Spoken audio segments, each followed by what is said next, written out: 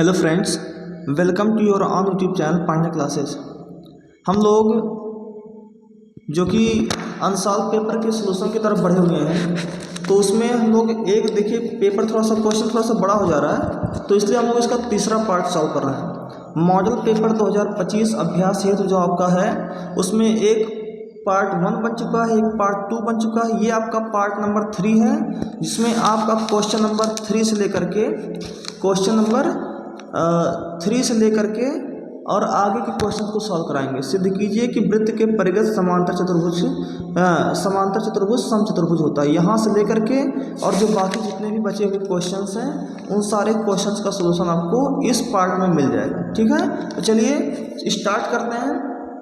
लिखा हुआ पहला क्वेश्चन अभी आपने जैसे देखा वहाँ तीसरा क्वेश्चन क्या है कि सिद्ध कीजिए कि किसी वृत्त के परिगत समांतर चतुर्भुज समचतुर्भुज होता है। तो क्या होता है, ये परिगत क्या होता है? एक आप वृत्त बनाइए, एक क्या बनाइए आप? वृत्त बनाइए, ठीक है। और इस वृत्त के परिगत एक चतुर्भुज बनाइए। परिगत माने होता है कि चारों तरफ से घिरा हुआ, चारों तरफ क्या कर दीजिए, इसको घेर दीजिए, इसको चारों तरफ से इसे घेर दीजिए, इसको से चारों तरफ से क्या कर दीजिए, घेर दीजिए। तो वृत्त के परिगत एक चतुर्भुज बन गया, जिसका आप कोई नाम दे दीजिए। चलिए मान लीजिए मैंने इसको नाम दे दिया ए, इसको नाम दिया बी, इसको नाम दिया सी और इसको नाम दिया मैंने डी। और इस वाले पॉइंट को मैं नाम दे रहा हूँ ई, इसको नाम दे रहा हूँ एफ, इसको नाम दे रहा हूँ जी और इसको नाम दे रहा हूँ मैं एच। क्लियर हो जा रहा है? अब आपको बताना है, तो आपको क्या क्या बताना है ये देखना है।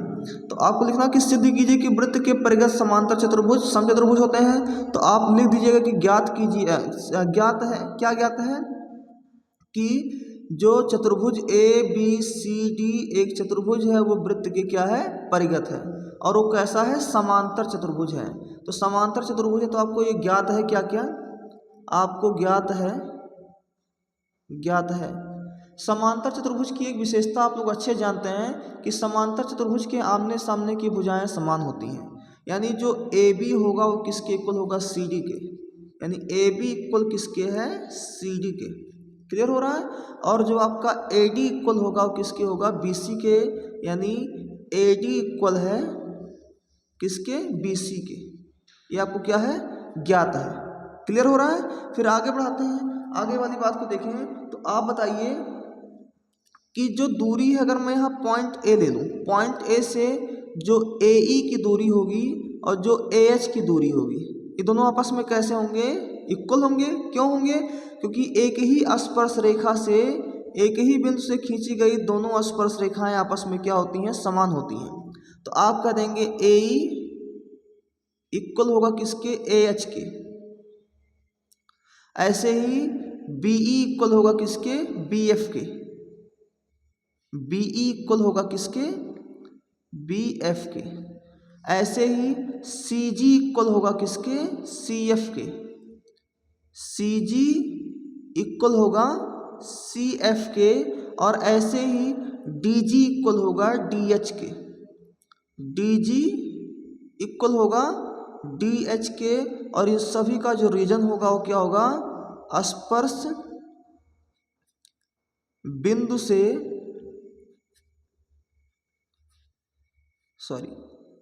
किसी बिंदु से खींची गई सभी स्पर्श रेखाएं समान होती हैं,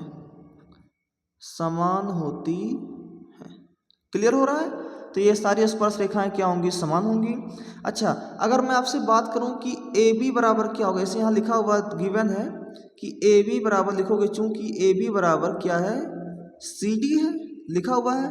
तो ए बी की वैल्यू मैं क्या लिख सकता हूँ, A E plus E B.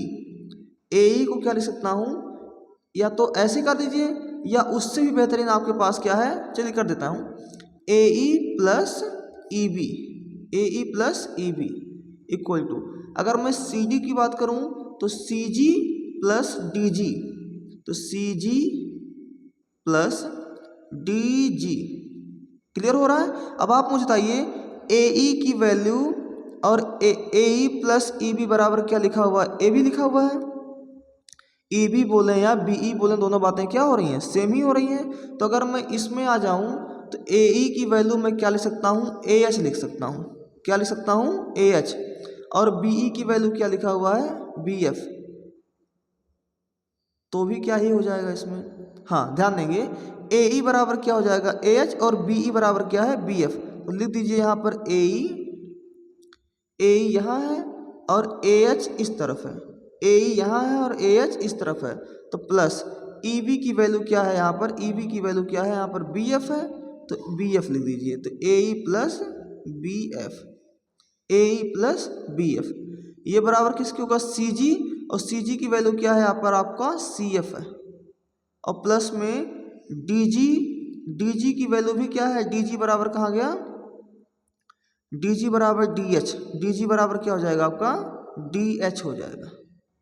Clear हो रहा है, डी जी बराबर क्या हो जाएगा, डी एच। अब यहाँ पर अगली बात आती है आपके पास कि A E plus B F, A E plus B F, ए ई और प्लस में बी एफ। तो ए ई प्लस बी ई था तो आपका ए बी बन रहा था। चलिए इसको हटाते हैं, थोड़ा सा ये थोड़ा सा गड़बड़ लग रहा है मुझे। मैं क्या करता हूँ कि इन सबको ऐड कर देता हूँ, इस तरफ वाले को एक तरफ और इस तरफ वाले को एक तरफ। तो आप कहेंगे ए ई, थोड़ा सा मिस्टेक हो गया इसके लिए माफ़ कीजिएगा, A E plus B E plus C G plus D G एक तरफ ऐड कर देते हैं, इक्वल टू इस तरफ ऐड करते हैं A H plus B F plus C F और प्लस का डी एच। ठीक है, डी एच इस तरफ हल कर देते हैं। अब अगला क्या आपके पास आएगा, तो आपके पास आएगा कि A E plus B E, A E plus B E या A H plus B H. यहाँ देखिएगा ए ई प्लस जो बी ई आ रहा है, ए ई प्लस बी ई जो है वो किसके बराबर आएगा, ए बी के इक्वल आएगा। और plus C G plus D G, C G plus D G किसके इक्वल आएगा, सी डी के इक्वल आएगा। इक्वल टू यहाँ पर अगर बात करें तो A H plus B F, A H plus D H. अगर A H plus D H को ऐड कर दें तो ये क्या आएगा, ए डी आएगा। और B F plus C F, B F plus C F को ऐड कर देंगे तो बी सी आएगा। आ रहा है, कोई दिक्कत है इसमें। अब आगे आप देखिए, यहाँ पर आपके पास लिखा हुआ कि ए बी बराबर क्या है, सी डी, ये गिवन है। तो क्या मैं ए बी की जगह पर सी डी लिख सकता हूँ, आप कहोगे बिल्कुल लिख सकते हैं। तो यहाँ भी क्या लिखूंगा मैं, सी डी। और इधर ए डी की जगह पर क्या है, बी सी। तो क्या मैं ए डी की जगह पर ऐसे बी सी लिख सकता हूँ, आप कहोगे बिल्कुल लिख सकते हैं। तो ए डी की जगह पर मैंने क्या लिख दिया यहाँ पर, सॉरी यहाँ पर बी सी लिख दिया। ए डी की जगह पर बी सी, यहाँ पर प्लस में बी सी था ही। तो आपको देखो यहाँ पर 2 सी डी हो जाएगा और यहाँ पर 2 बी सी हो जाएगा। 2 से 2 कटा तो सी डी बराबर क्या आया, बी सी। सी डी बराबर क्या आ जाएगा, बी सी। यानी कि जो ये सी डी है वो किसके इक्वल है, बी सी के इक्वल है। सी डी किसके इक्वल है, बी सी। तो सिमिलरली आप बोल सकते हैं कि अगर सी डी बी सी के इक्वल है तो डी ए किसके इक्वल होगा, ए बी के।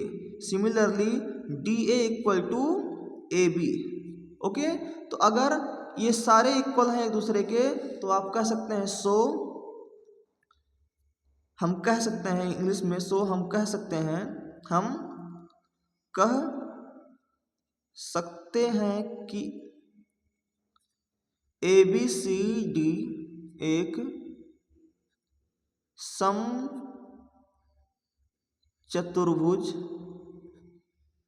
होगा। ए बी सी डी क्या होगा, एक समचतुर्भुज होगा। और यही आपको प्रूफ करना था, तो हो गया ये प्रूफ। क्लियर हो रहा है। नेक्स्ट क्वेश्चन आपके पास आ रहा है। अगला क्वेश्चन जो है आपके पास क्वेश्चन नंबर 3 का ही अथवा वाला पोर्शन जो है, इसको भी देखते हैं। लिखा है कि केंद्र O वाले एक वृत्त पर बाह्य बिंदु लीजिए। तो लीजिए, एक पहले वृत्त बनाइए, एक वृत्त बनाइए जिसका सेंटर क्या है आपके पास है O। सेंटर क्या है, O। कह रहा है कि एक बिंदु यहाँ पर लीजिए, कोई बाह्य बिंदु T। कह रहा O वाले वृत्त के बाह्य बिंदु T से, बाह्य बिंदु क्या है आपके पास, T। इसको T लीजिए, बाह्य बिंदु क्या है, T। बाह्य बिंदु T से TP और TQ खींची गई है। तो यहाँ पर आप मान लीजिए P और यहाँ पर आप क्या मान लीजिए, Q। तो यहाँ से TP मिला दीजिए और यहाँ से TQ मिला दीजिए। तो TP और TP और TQ खींची गई है, माफ कीजिएगा बिना स्केल से मिला रहे हैं इसलिए थोड़ा सा गड़बड़ हो जा रहा है। TP और TQ और यहाँ से आपको O से मिला देना है, ठीक है। और फिर आगे आपको क्या करना है, यहाँ से इसको मिला दीजिए, यहाँ से इसको मिला देते हैं। क्लियर हो रहा है, कोई डाउट इसमें? अब देखिए क्या कह रहा है, आपको क्या कह रहा है कि सिद्ध कीजिए कि angle PTQ equal to OPQ। अच्छा मुझे आप बताइए आप, अगर मैं यहाँ पर एक चीज़ देखूँ तो क्या जो TP होगा वो TQ के बराबर होगा? तो कहोगे TP इक्वल होगा किसके? TQ के। TP इक्वल है किसके? TQ के। रीजन क्या दिखाएंगे? एक ही बिंदु से खींची गई दो स्पर्श रेखाएं, एक ही बिंदु से खींची गई दो स्पर्श रेखाएं। क्लियर हो रहा है? यानी कि ये दोनों क्या होंगे? इक्वल होंगे। तो अगर ये दोनों इक्वल होंगे तो इनके एंगल भी क्या होंगे? इक्वल होंगे। इनके एंगल्स भी क्या होंगे? इक्वल होंगे। यानी ये दोनों एंगल क्या होंगे? इक्वल होंगे। तो कहोगे इसलिए आप बोलेंगे एंगल TPQ, एंगल TPQ ये इक्वल होगा, या इसको PTQ भी बोल सकते हैं, TPQ बोले, TPQ ये इक्वल होगा किसके? एंगल TQP के, TQP की, यानी कि एंगल TQP के इक्वल होगा। ये आपको आइडिया हो गया होगा। क्लियर हो रहा है? क्यों होगा? क्योंकि बराबर भुजाओं के सामने वाले कोण भी क्या होते हैं? इक्वल होते हैं। क्लियर हो गया? अब अगली बात आती है आपके पास, वो बात क्या है कि आगे देखेंगे आप बताइए क्या इन तीनों त्रिभुज के तीनों अंतःकोणों का योग कितना होता है? आप कहेंगे ना 180 डिग्री होता है। तो एंगल TPQ, एंगल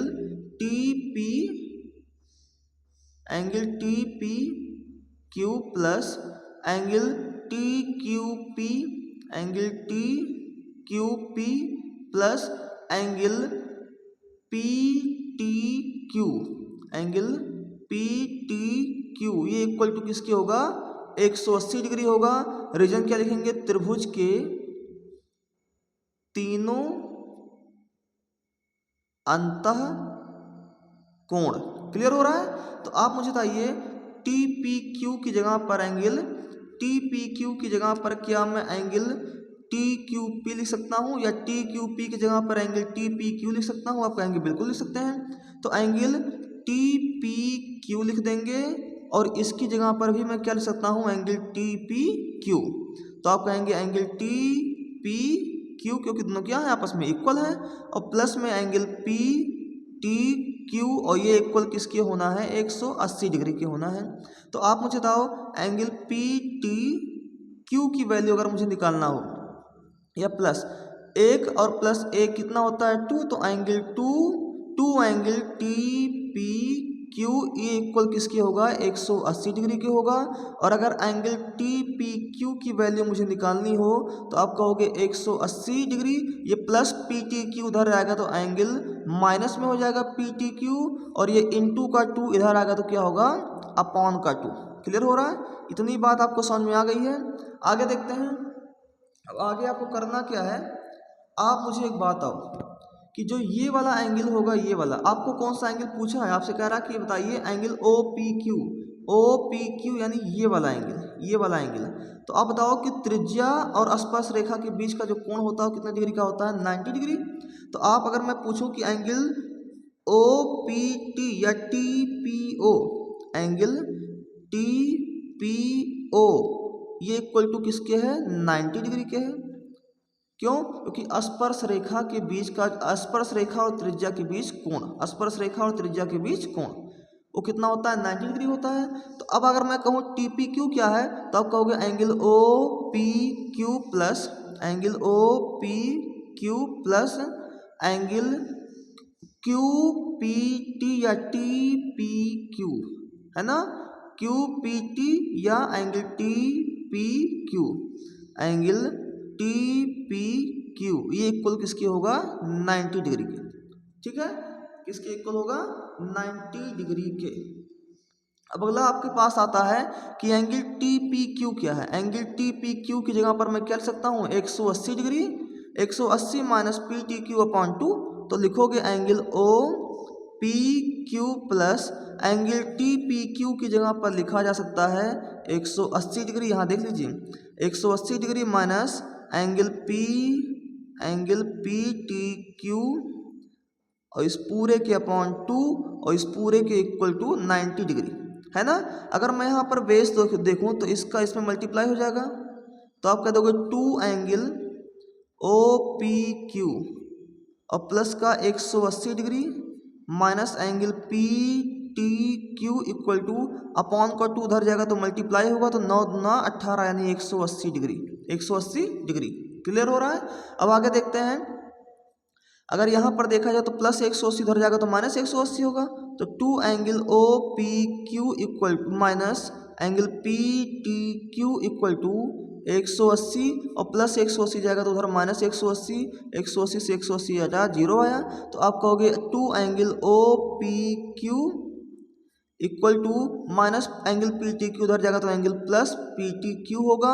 और यही तो आपको प्रूफ करना था, यही चीज़ आपको क्या करना था, यहाँ पर प्रूफ करना था कि P T Q equal to, तो यहाँ आ गया P T Q equal to 2 angle O P Q यानी कि 2 एंगल ओ पी क्यू, और यही आपको क्या करना था, प्रूफ करना था, तो यही आपका प्रूफ हो गया, प्रूफ्ड।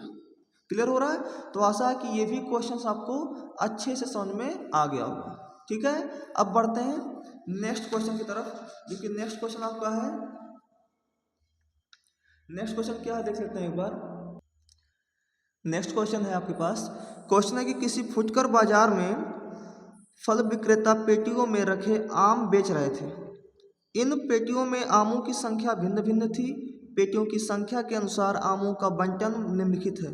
क्या लिखित है, ये आपके पास है आपका ये आपका पास सी आई यानी कि वर्ग अंतराल है। क्या दिया हुआ है, वर्ग अंतराल दिया हुआ है, और ये उसकी बारंबारता दी हुई है, बारंबारता। और अब आपको इसको बारंबारता को बोलते हैं एफ आई। क्या बोलते हैं, एफ आई। अब आपको यहाँ से एक्स आई भी निकालना है, और एक्स आई के साथ साथ आपको एफ आई एक्स आई भी फाइंड करना है। क्लियर हो रहा है। तो चलिए देखते हैं एक एक टॉपिक को। वर्ग अंतराल क्या है, 50 से 52, फिर 53 से 55, फिर 56 से 58, फिर 59 से हो गया आपका 61, फिर आपका 62 से कितना हो गया 64। इसकी बारंबारता कितनी दी हुई है वो भी देख लेते हैं। तो इसकी जो बारंबारता है, थोड़ा सा ऐसे लाइनिंग कर लेते हैं। बारंबारता 50 से बारंबारता कितनी है, 15 है, 110 है, 135 है, 115 है, और फिर कितना है 25 है। क्लियर हो रहा है। फिर कितना है 25 है, देखते रहेंगे। फिर आगे लिखा हुआ क्या, एक्स आई निकालना। एक्स आई में क्या करना, दोनों को जोड़ दो। 50 प्लस 52, यही बगल में कर दे रहा हूँ, 50 प्लस 52 और बटे में 2, तो 50 प्लस 52 हो जाएगा 102, 102 बटे 2 यानी कि भाग देंगे तो आएगा 51। अब सब में 3 3 जोड़ते जाओगे कि 3 3 का अंतर आ रहा है। 50 से 3 53, 53 से 3 56, 56 से 3 59, 59 से 3 62, तो 3 3 का अंतर आ रहा है। तो 51 में 3 54, 54 में 3 57, 57 में 3 60 और 60 में 3 63। कोई डाउट हो रहा है। अब आपको मल्टीप्लाई कर देना है। क्या कर देना है आपको, एफ आई एक्स आई निकालना होगा। तो आपको क्या करना, 15 एकम 15 के 5, 15 पचे 75, 75 और 1 76, 765 आया। 11 चौक 44, 11 पचे 11 चौक 44, और उसके बाद क्या 11 पचे 55, 55 और 4 कितना होता है 59, और यहाँ पर एक जीरो बढ़ जाएगा आपका। क्लियर हो रहा है, कोई दिक्कत नहीं है। फिर अगला आपके पास आ रहा है 57 गुणे 135 करेंगे। तो 57 गुणे 135 यहाँ पर मैं कर दे रहा हूँ, 57 गुणे 135 गुणे 57, 7 पचे 35 और 13 से 91, 91 3 94, 5 पचे 25, 13 पचे 65, 65 और 2 67, तो आया 5 5 4 9, 9 7 16, 6 और 1 7, तो आया कितना 7 6 9 5। यहाँ देखता हूँ इसका इससे, इसका इससे, इसका इससे आया। फिर इसका देखते हैं पंचे 30, 11 छक्का 66, 66 और 3 कितना होता है 69। भाई 5 6 पंचे 30 और 11 छक्का 66, 66 और 3 69 और एक जीरो यहाँ पर आपका क्या हो जाएगा बढ़ जाएगा 6900 आ गया। और इसका देखते हैं तो 25 तियाँ 75 के 5 और 25 छक्के 150, 150 और 7 कितना होता है 157। ठीक है। अब आपको sigma F I x I find करना है, F I x I find करना है। सबको जोड़ दीजिए 5 5 10 और 5 15 के 5 कैरी कितना आया 1 7 9 16 16 4 20 20 6 26 26 26 और एक 27 के 7 हासिल आया 2। उसके बाद आया कितना 2 हासिल आया। फिर आया 5 9 14 14 6 20 20 9 29 29 और 7 कितना होता है 36 36 2 38 के 8 हासिल आया 3 1 और 3 हासिल 4 4 और 6 10 10 7 17 17 5 22 तो 22,875 आया।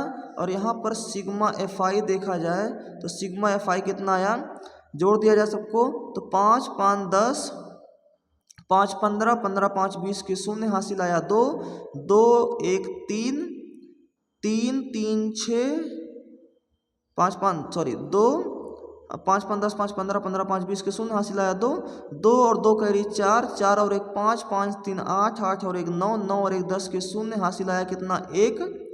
उसके बाद आया 1 और एक 2 2 और एक 3 3 और एक 4 तो 400 आया। कितना आया 400 आया।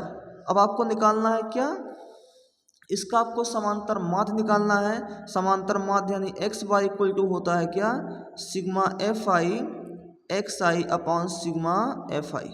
तो सिग्मा एफ आई एक्स आई कितना आया 22,875 अपॉन में कितना 400। ठीक है। तो 4 से काटिएगा 4 से 100 जाएगा 4 पंचे 20 2 22 28 हो गया 4 सते 28 4 एकम 4 3 7 35 हो गया 4 6 32 3 35 दशमलव हो गया 4 सते 28 4 पंचे 20। और यहाँ नीचे 2 जीरो है तो 2 अंक डेसिमल किस तरफ चला जाएगा बाएं तरफ यानी कि 57.1875 is the right answer of this question.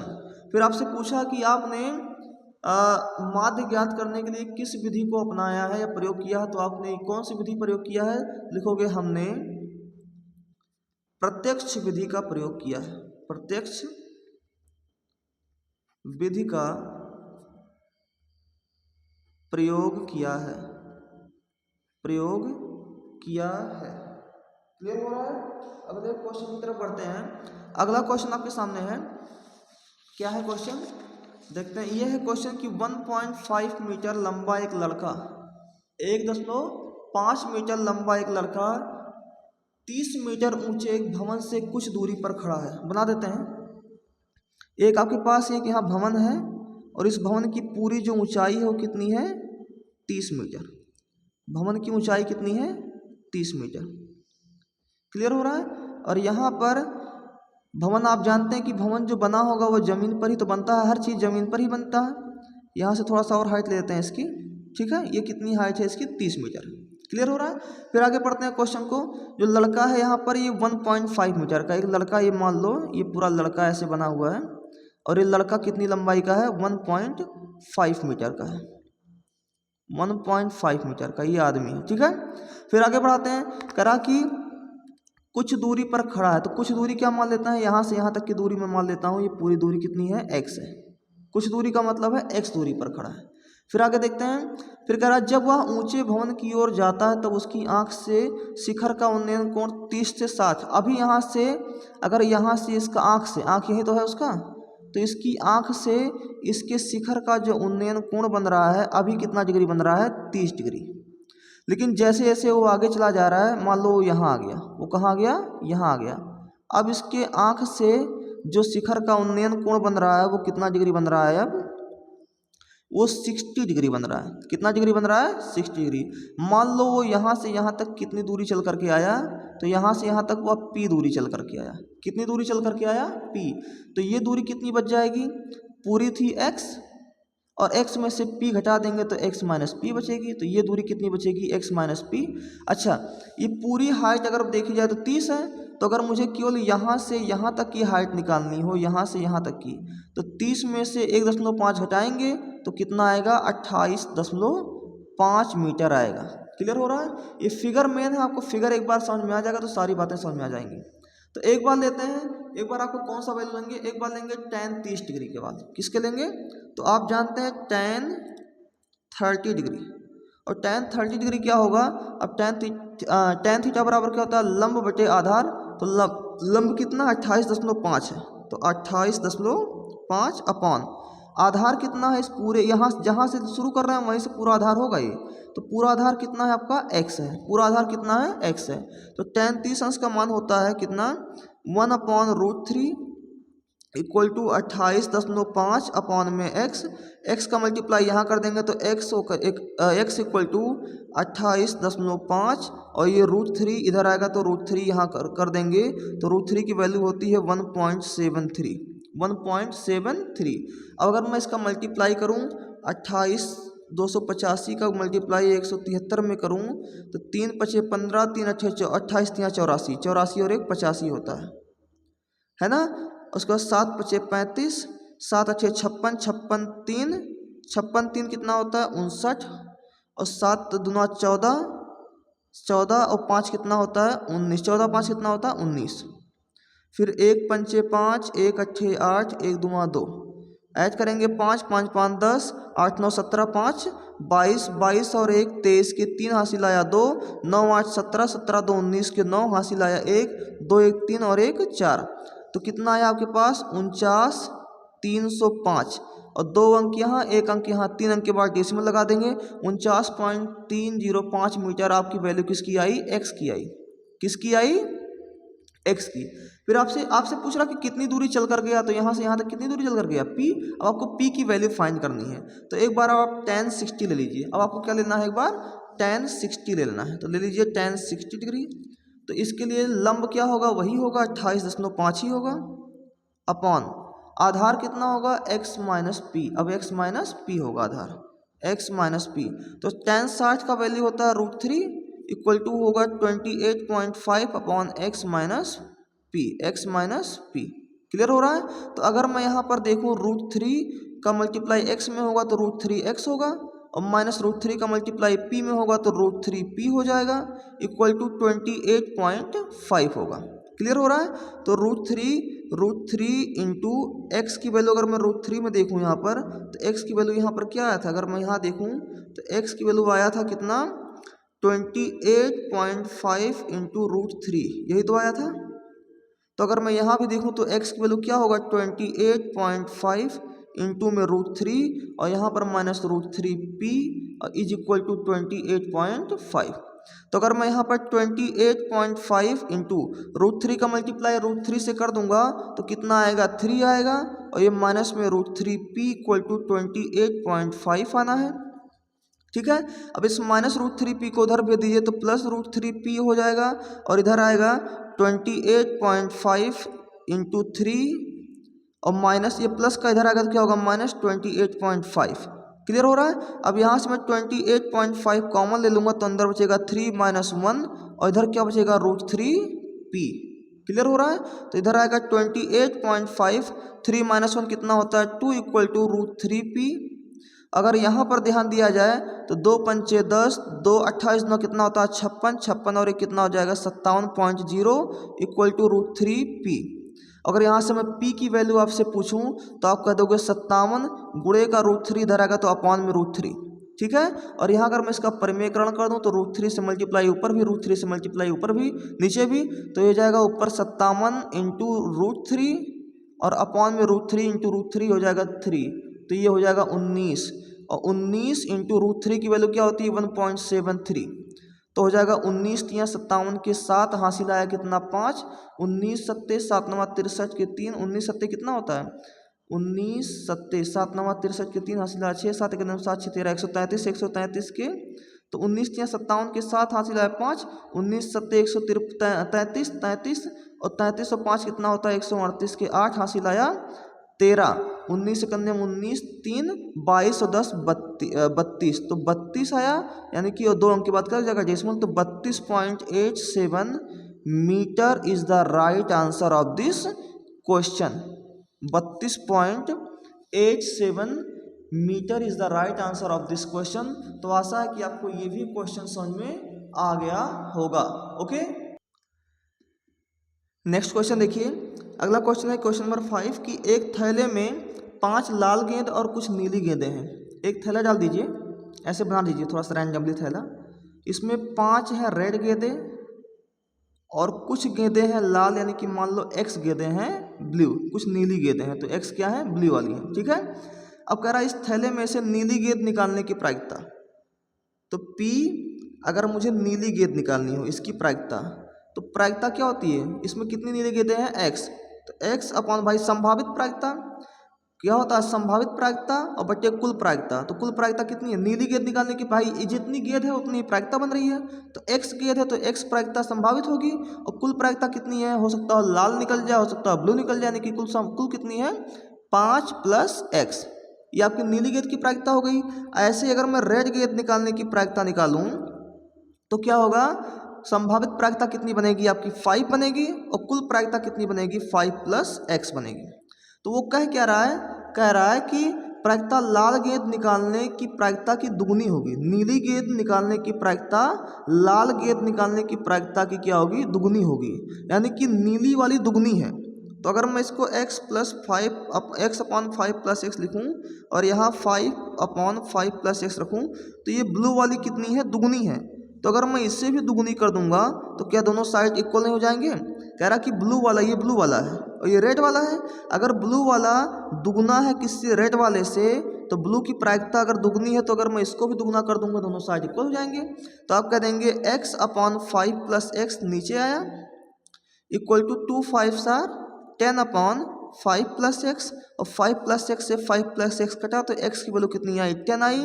तो आपसे पूछा कि नीली गेंदें कितनी है, तो नीली गेंदें कितनी है, नीली गेंदों की संख्या, नीली गेंदों की संख्या कितनी है भैया, 10 है। और यही आपका क्या होगा, राइट आंसर होगा। क्लियर हो रहा है। लास्ट क्वेश्चन आपके पास पढ़ते हैं। इसका जो लास्ट क्वेश्चन है वो है क्वेश्चन नंबर 5, किसी समांतर श्रेणी का 5वां पद। इसको देख लेते हैं कि किसी समांतर श्रेणी का प्रथम पद 5 है, यानी a बराबर कितना है, 5 है। अंतिम पद 45 है, l बराबर कितना दिया हुआ है, 45 है, और योग कितना है, 400। किसका योग 400 है भैया, एक बार देख लेते हैं क्वेश्चन, शायद कुछ मिस्टेक हो गया है, लिखने में कुछ मिस्टेक हो गया है, एक बार देख लेते हैं। लिखा हुआ है कि किसी समांतर श्रेणी का प्रथम पद 5, अंतिम पद 45 और योग 400 है, तो पदों की संख्या और सर्वांतर ज्ञात कीजिए। ठीक है, अंतिम पद 45 है तो प्रथम पद और सर्वांतर ज्ञात, तो पदों की संख्या योग कितना दिया हुआ है, 45। ध्यान दीजिएगा, यानी Sn जो दिया हुआ है, Sn इक्वल टू कितना दिया हुआ है, वो 400 दिया हुआ है। तो Sn का फॉर्मूला ही होता है n/2 a + l, और इक्वल टू किसके है, 400 के है। तो n/2 इंटू a कितनी है भैया, 45 है, प्लस l कितनी है, a कितनी है, 5 है, और l कितनी है, 45 है, और ये बराबर किसके है, 400 के है। तो अगर मैं n/2 इंटू 45 + 5 50, ये बराबर किसके होगा, 400 के होगा। तो n की वैल्यू कितनी होगी, 400, ये बटे का 2 उधर जाएगा, गुणे 2 होगा, इंटू का 50 इधर आएगा, बटे 50 होगा, तो 50 अट्ठे होता है 400। ठीक है, 50 दूना 100, ऐसे 50 अट्ठे 400, और 8 दूना कितना आएगा, 16। यानी कि जो पदों की संख्या होगी वो कितनी होगी, 16 होगी। आपको सार्वांतर निकालना है। आपको क्या निकालना है, सार्वांतर निकालना है। तो आपने ये भी पढ़ा है कि l इक्वल टू होता है a + n-1 इंटू में d। तो l कितना है, 45 इक्वल टू a कितना है, 5 प्लस n यानी कि 16 - 1 इंटू में d। तो 45, ये प्लस का 5 इधर जाएगा, -5 इक्वल टू 16 में से 1 गया, कितना आया, 15 d। तो ये आया कितना, 45 में से 5 गया, कितना आया भैया, 40 आया, और बराबर 15 d। तो यहाँ से अगर मैं डिफरेंस बराबर जानूँ तो d बराबर होगा कितना, 40 बटे में कितना, 15, 5 तिया 15, 5 अट्ठे 40, यानी कि 8/3 इसका क्या आना है, सार्वांतर आना है। तो पदों की संख्या कितनी आई, पदों की संख्या कितनी आई भैया, n की वैल्यू आई 16 और सार्वअंतर कितना आया, सार्वअंतर वो कितना आया आपका 8/3 आया। तो यही दोनों क्वेश्चन के आंसर आए आपके। तो ये रहा आपका पूरा क्वेश्चन का सलूशन। तो यहाँ आपका जो पहला मॉडल पेपर 2025 का होता है वो कंप्लीट होता है। ये आपका पार्ट 3 था। कौन सा पार्ट था, पार्ट 3 कंप्लीट होता है। तो ये पूरा पार्ट 1, पार्ट 2 और पार्ट 3 में बना है। तो आप सब एक एक क्वेश्चंस को अच्छे से प्रिपेयर कर लीजिएगा। अब हम लोग मिलेंगे जो आपका नेक्स्ट आने वाला है पेपर। नेक्स्ट पेपर आपके पास आ रहा है सेट 1 2024 का 822 जिसका वो था। हम लोग इसकी तरफ बढ़ेंगे और ये हम लोग कल डिस्कस करेंगे। ओके, तो चलिए मिलते हैं सेकेंड वीडियोज़ में, जो कि आपके लिए काफ़ी हेल्पफुल साबित हो रहा है। धन्यवाद।